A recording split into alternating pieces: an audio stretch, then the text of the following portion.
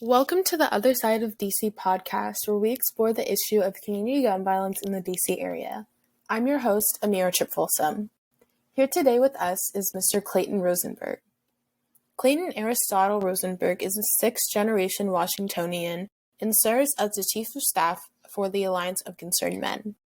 The Alliance of Concerned Men is a 501c3 community-based organization that provides outreach, prevention, intervention, social services, cultural enrichment, and recreational activities for low-income, at-risk youths and families within the District of Columbia with the purpose of youth crime and violence intervention and prevention. Mr. Rosenburg was a mentee of the Alliance of Concerned Men for 15 years and grew up in the leadership of helping others non-conditionally. He is experienced in the importance of diversity coupled with community growth. Clayton now sits on the Mayoral Violence Fatality Review Committee board, and he is also a board member of Community Mediation DC. He serves as the Director of Operations for the Attorney General Office Cure Violence Initiative for ACM. He is a first responder out of the United Medical Center for a community-based initiative that responds to shootings and stabbings throughout Washington, D.C., to provide services and case management for victims and their families. Clayton has worked with the Deputy Mayor for greater economic opportunities in D.C. as a special advisor leading projects for communities east of the river. Clayton received his BA in Political Science and Criminology from the University of Iowa and his Master's in International Business from the Holtz International Business School. Most recently, Clayton has co-authored the Conflict Resolution Training Resources Manual with American University School of International Services Conflict Resolution Department. Here today with us, we have Mr. Clayton Rosenburg. Thank you so much for joining me today. Oh, thank you. I definitely appreciate being on here with you and look forward to this interview. Me too. So what was it like growing up in Washington, D.C., and how do you think your experience differs from someone like me who has moved here for school or work? So I had an interesting experience when it comes to growing up in D.C. Born and raised here, really was in a mix of a lot of changes that happened in D.C. I then probably gone to over, I want to say 13 schools within D.C., pretty much in all of the different quadrants of D.C., different wards.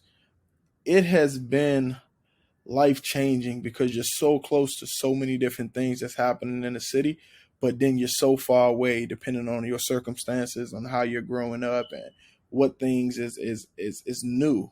For a lot of people that's just coming to DC, they get to see a lot of the new environment and things that's just, it's happy. It's a happy feeling amongst everything that's going on. But for us that grew up here, to see the change is beautiful, but to know the struggle that we had to go through just to get to this point is where, it's tough, definitely tough. Overall, I think DC has made me the man I am today. All of the ups and downs, all of the different circumstances that happen, all of the blessings. DC, I think, was the best place to grow up, and I'm not just being biased. So I think that's one of the things that I really look forward to saying I'm from Washington, D.C. Yeah, I definitely agree. Like, the experiences are very differing depending on where you are in DC, like when you were here, and just like how diverse the city is. And so I reached out to you because you are the Chief of Staff at the Alliance of Concerned Men, and you were a mentee of the organization for 15 years. So what does the Alliance of Concerned Men do? What was it like being a mentee? And how did you make the transition from mentee to being like a leader of the organization? Yeah, it's an interesting experience. So for me, being a part of the Alliance of Concerned Men as a mentee, one of their mentors really took a liking to me and began to mentor me. I grew up without a father, so I look towards leaders in the community to almost be the father figure for myself. And this one individual, his name is Brother Hassan, really took liking to me and mentor me, shape me within the organization and install some leadership skills with me. And to this day, like, he's like my brother now.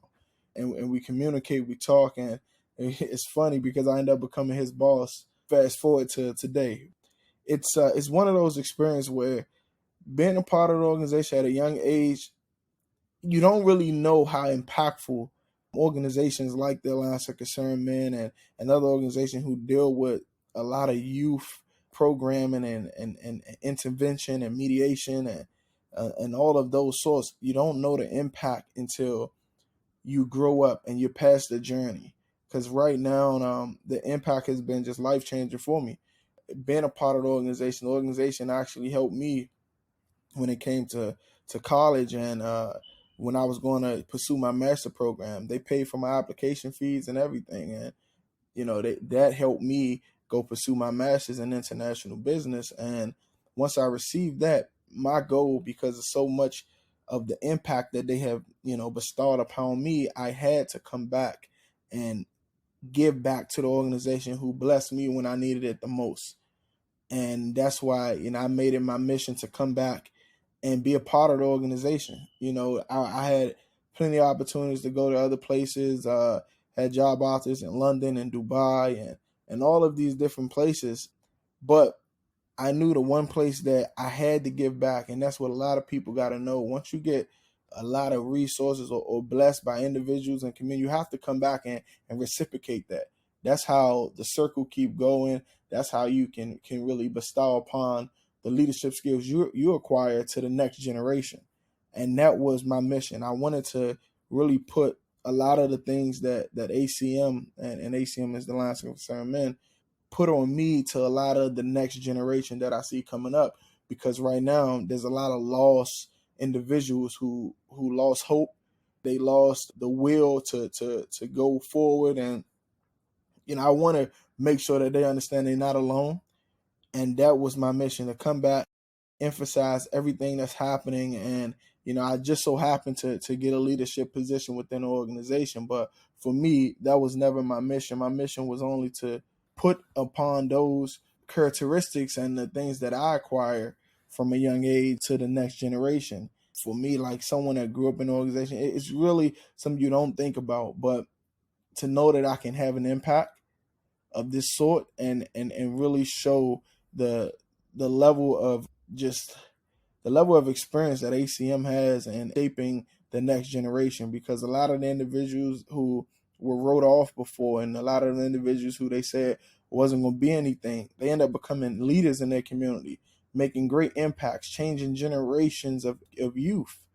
And that's what it's about, changing generation of youth. So that's what happened to me, being a mentee and now being able to, essentially be a mentor to a lot of the other youth and really able to, put a lot of good information in their path so that they can be able to make their own decisions. But we're giving them the tools to make the right decisions. Right. I love that because it's so important to acknowledge that we stand on the shoulders of those who came before us, and how like our community helps us get to where we are right now. And the fact that you came back and were like, I'm going to pay it forward from the people who have helped me, I think that's really admirable. And so the Alliance of Concerned Men has a lot of amazing programs like the Cure the Streets program, Credible Messengers, the Conflict Resolution Manual, which was with American University. So I'd love to hear more about what your various roles within ACM entail. What does a day in your super busy life look like? Yeah, so for me, I take on a lot of different roles. I was one of the co-authors of the Conflict Resolution Manual. So with that, that's a lot of preparing individuals for training, getting the youth set up. I'm also the director of the Cure the Streets program. So, that's really hands-on in the community, making sure the staff have everything they need in order to continue to change lives and prevent violence, essentially gun violence, from occurring. And then, with the Credible Messenger initiative, literally, from the beginning, I helped really shape our role in that. But then I had took a step back and let the other leaders within that program step up, because I knew that, I can't do everything. And I wanted to make sure that the impact was there where individuals can really blossom. Because everything I do, I look for the next generation. I look for things that can, really encourage the next people to understand. Like for me, I never want anything for too long. And when I say that, I mean that a lot of our leaders in our communities and a lot of individuals who have the impact to really change generations and change people's lives forever, sometimes we get stuck into this whole mode of holding on for too long. And that has been like, my mission. I don't want to hold on too long. I want the next generation to feel the blessings that I felt, because that'll make me happy knowing that they're thinking about how is this going to impact the people that's coming behind me. And I feel like our ancestors, that's what they wanted. But a lot of our leaders at a certain point forgot that along their journey to get to their destination. And that's why you see in a lot of these communities and things like that, it's so hard to really rebuild something, because the generation before did not put in place what does the next people look like. If you look at, just individuals in Africa and individuals over here, it's like when we look and we think about what is next, there's always individuals holding on for too long. And then when they are in power, they don't really mentor the next individual up. They don't really bestow upon them the wisdom or the tools in order to succeed, to carry on a legacy, to really put an impact out there. But they've been thinking about how does they whole model fit? How does they whole model look like when it comes to the next part of their journey? But I feel like, we are in this to always make sure the next generation has more tools than we had in order to succeed more, because we know how the world is. We know what's happening. We can't turn a blind eye. It's in our face. And the one mistake that we keep making, and I see it everywhere, we hold on too long and we don't mentor the next generation. So for me, that's my goal, and really being the chief of staff for the organization too. I'm literally got to make sure things are in order, things are in place, we are in compliance. It's a lot of different roles, but my main thing is that I can make an impact. If I make an impact every day and I make sustainable progression per day, I think that my mission overall is coming to where I need it to be. If I'm able to talk to these youth and literally get them to do some things that they've been thinking about because they had no one to talk to, or I'm able to create relationships with the families, and then I'm able to really galvanize the entire community behind something that to encourage them to believe in themselves and let them know that y'all been had the answers. All we did was shine the light so the answer could come out and out the darkness. So for me, it really is quite a role, but I always keep in my mind, like, I'm not doing it for myself. I'm doing it literally for the next generation that's coming up right after me.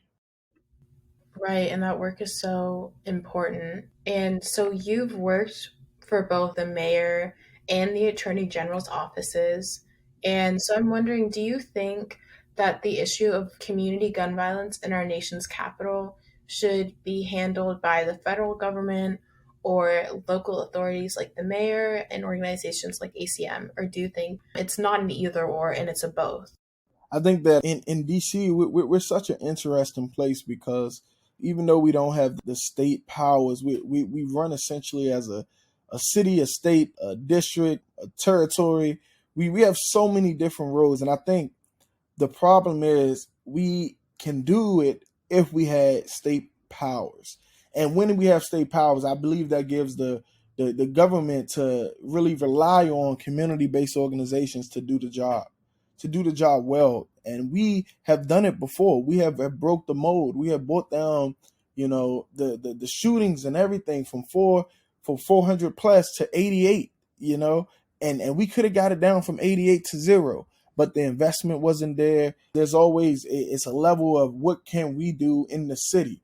The city has a great budget. We've been ran pretty well. Like we got a AAA bond. Like these are the things that people don't even understand. But yet we cannot have our own state powers. Everything that needs really good, needs approval, has to go through Congress, and that's unfair for us, because there's a lot of people who don't live here and don't know the everyday struggles or the everyday things that we go through but yet they can confirm and deny things that they think is best for us. And I think that's the worst feeling ever, where someone who really don't know you making the rules about you. And that's what pretty much has been happening throughout history. You see individuals do some research, and based upon the research, they think they can make an assessment on what this group of people need, right? Instead of taking someone that's actually living that everyday life, allowing them to be a part of their research, and then allowing them to be able to say, this is what we need, because research only go to a certain extent. You really need that experience and that in-house concrete evidence from individuals experiencing every single day. So like that's what we need. I think if the government invests more in the community-based organizations to do the job, all of these problems that we're so-called having will essentially become obsolete. And that's only going to be on if our government, because federal government do not have to really, intervene, because DC, even amongst its darkest hour, has always found a way to bounce back and do better. And I think we can still do that, but it's just so much bureaucracy as of now where we have to get it together. I'm really hoping, DC becomes a state, and I want to see how does that really look for us. And then I know the changes that's going to occur here is going to be life-changing for everyone. Right. And I love this idea that it's the community that knows how to solve its own issues. Like we don't need outside people to come in and tell us what our problems are. And so I think it was really great that you co-authored the Conflict Resolution Training Resources Manual with AU in comparison to just, being a participant or a subject. ACM has that co-author title. So what results have you seen since creating this manual? And do you think that higher education institutions like AU should continue working in partnerships with community organizations like ACM? Oh, well, yes. I think that just looking at the results, when we first launched, we had a launch at American University.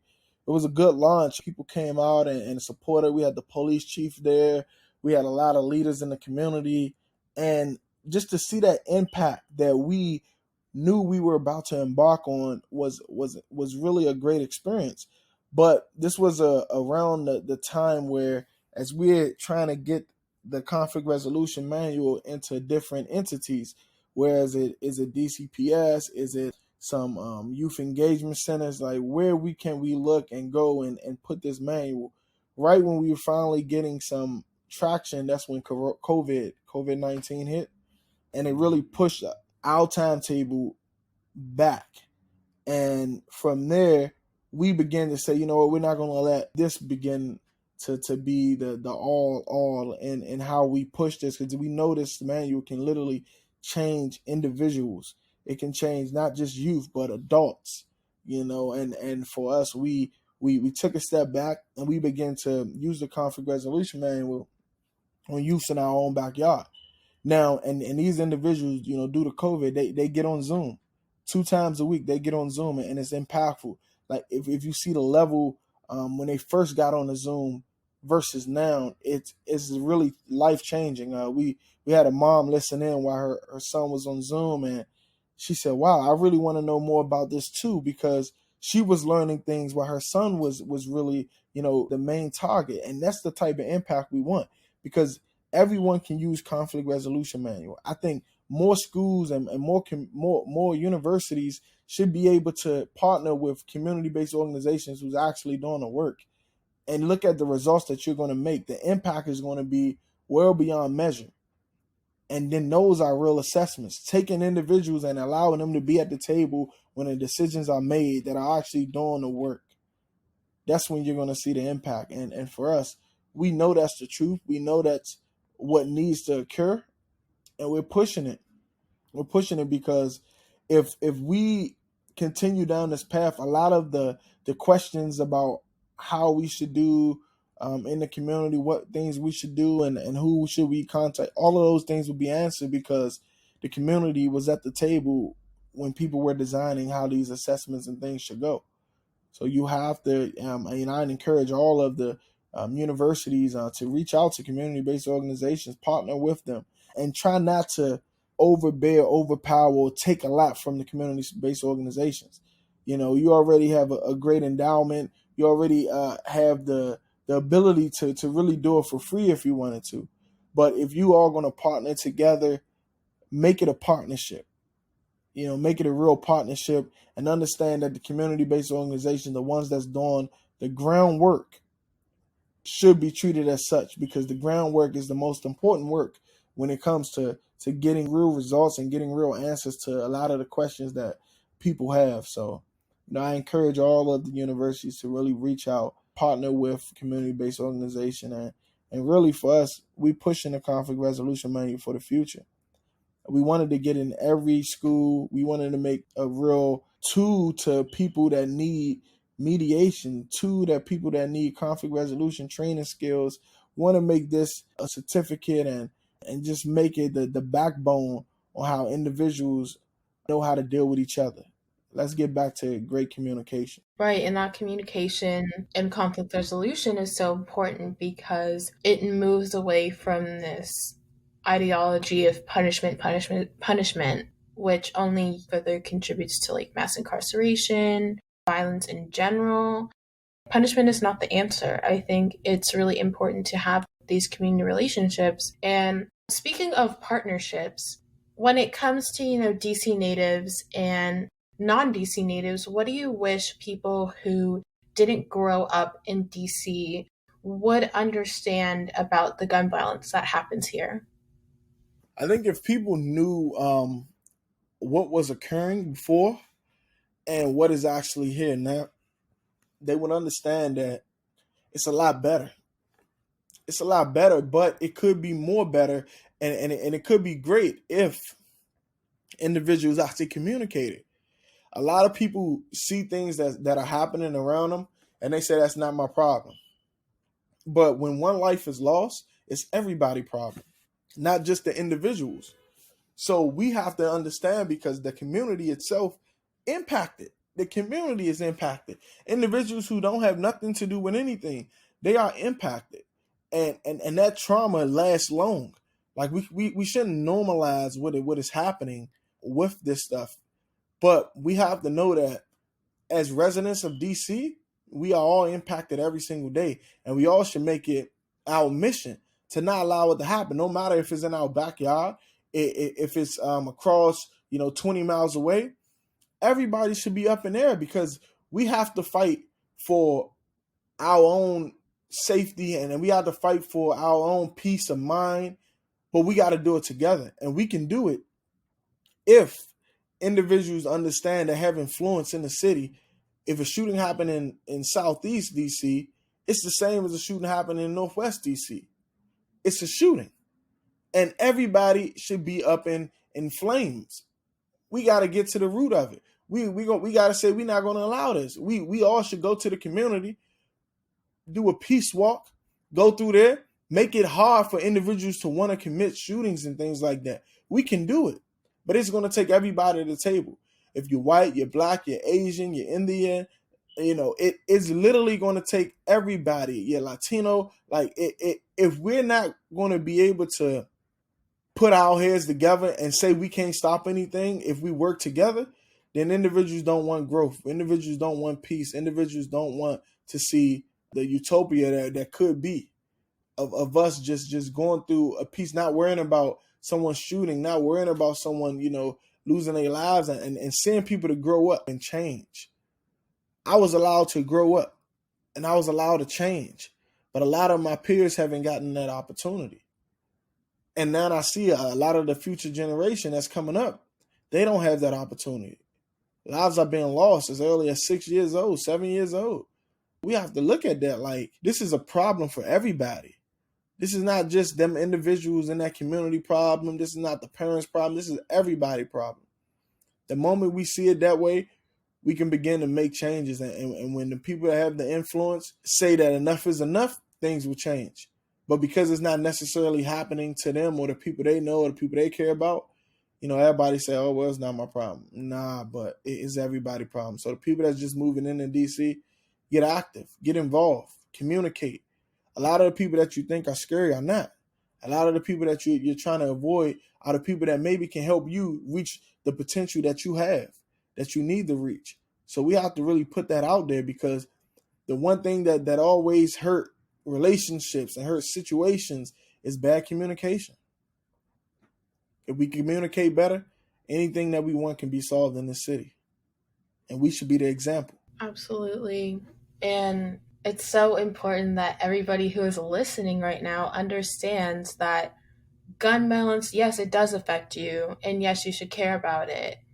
I think, this podcast is really targeted towards other college students in DC who don't necessarily know about the gun violence that happens in the city. But it is everybody's problem. It's not just people who grew up in DC. It's everybody who lives here. It's a problem. And so what should they be doing to prevent gun violence from continuing to happen? Like, is it further education? Is it volunteering? Is it supporting organizations like ACM monetarily? What can people who are listening right now do to get active in helping bring an end to gun violence in DC? I think it's all of the above that you just said. The one main thing is really try to communicate with the people that's doing the work. See how you can fit in, because everybody have their niche. Everybody have their own way where they can make a great impact. But my impact being on the front line may not be your impact. So we have to find a way to communicate with the individuals that are doing the work, and just have more empathy for one another. Care about what's happening around you, because that can easily be the life-changing experience that you need. So we have to really emphasize that.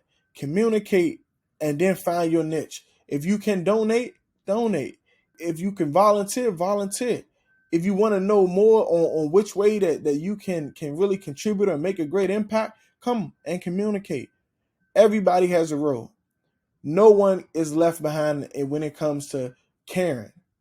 Everybody has a role, and if you don't know what your role is initially, you come communicate, and we will find a role that fits you perfectly, that you will find a role yourself by just understanding what's happening around you.